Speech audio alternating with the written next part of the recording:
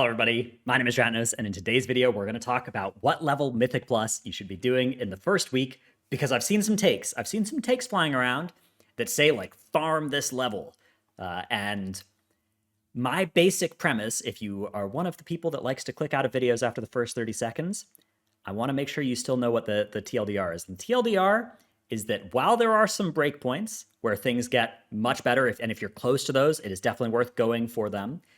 There is not an optimal level to farm, in my opinion, that you should be doing if you can go higher than it. Basically, every single keystone level will give you a valuable reward, and it is worth going up them. And then there are some spots where you can maybe make an argument to do a little bit of farming for certain things. So what are those things? Well, first of all, every single step up this track will increase your end of dungeon item level, your Great Vault item level, or both. So there's always an incentive to go higher for that reason.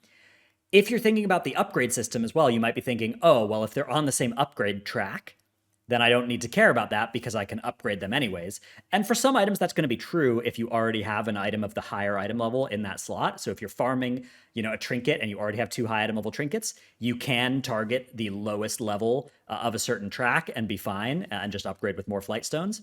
But if you're targeting shoulders and you don't have good shoulders yet, you're still sitting on 405 shoulders from last patch, then every single level you can do that upgrades the end of dungeon item level reward is going to save you crests on upgrading, even if it's within the same upgrade track. So do be aware of that. Now, where do the upgrade tracks happen? So the upgrade tracks are the 2 to 8, dungeons 2 to 8 are going to be on the veteran track, which means they can go up to 424.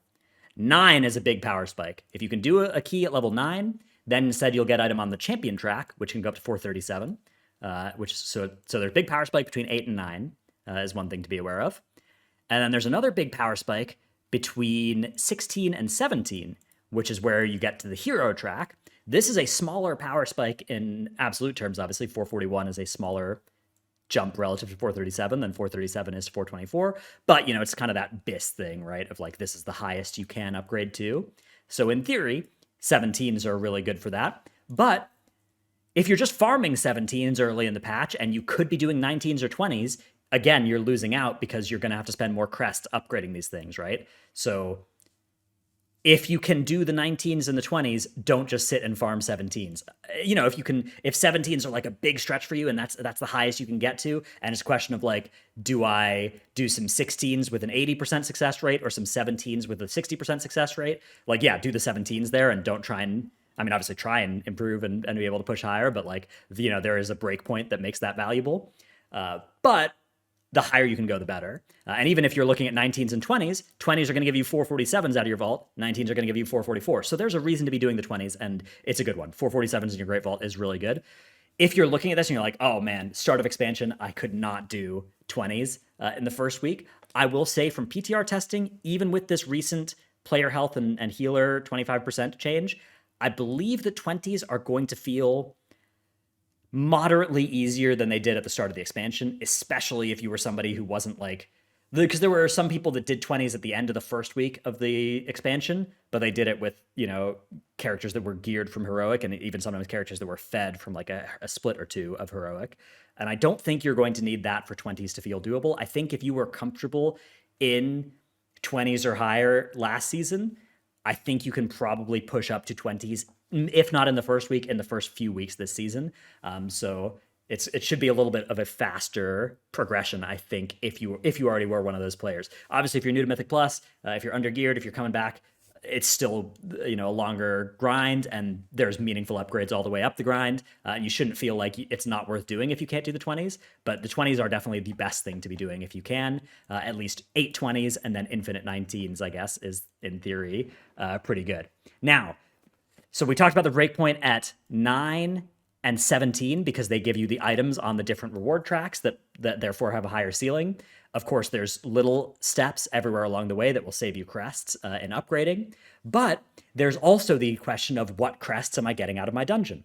You get 12 fragments from a timed dungeon and 5 from a depleted dungeon, which means that if you farm dungeons, you can pretty quickly, we're saying pretty quickly in relative terms here, pretty quickly compared to like how many dungeons you'd want to be farming for systems like artifact power. But Still pretty slowly, I guess, in terms of we're still talking about double-digit number of dungeons. But you can cap out your crests of any given type by farming the dungeon that's associated with it, and that is actually different breakpoints than the fragment or than the item track things. So if you're looking for Whelpling's Crest, first of all, probably faster to just do open world stuff. But you can do mythic dungeons below +6 and get a bunch of Whelpling's Crest that way. The Drake's Crests come from 6 to 10. Again, you can get these from the open world, and Spinsoa, a very good source if you're looking for Drake's Shadowflame Crests, to talk to old Spinsoa, turn in some of your open world stuff. But these are a lot less plentiful than the Whelplings, so maybe you're interested in these. You also get them from normal raid. If you are coming into this patch with high heroic, or with like some M plus Great Vault gear and some mythic or heroic raid gear, you probably aren't going to have too much need for Drake's Crests for very long into this patch. But it's important to note that then Worms start at 11 to 15. This is the heroic crest, and Aspects start at 16 or higher. So here's the numbers that you should be thinking about. Worms Crests are good. Aspect Crests are strictly better in the sense that you can always downgrade an Aspect Crest into a Worms Crest, but they have two separate weekly caps from each other. So super min-max players are likely to be looking to fully cap out their Worms and their Aspects for the first 3 weeks, which actually means you are going to want to do some dungeons in this 11 to 15 range.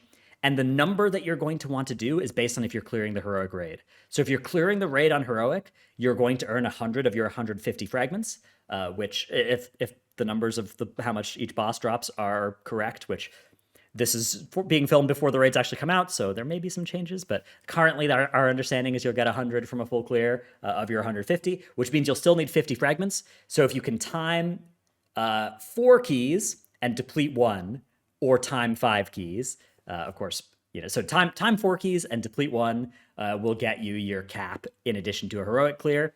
If, on the other hand, you are not going to touch the raid at all, then instead we are talking about needing to do 120, 132, 144.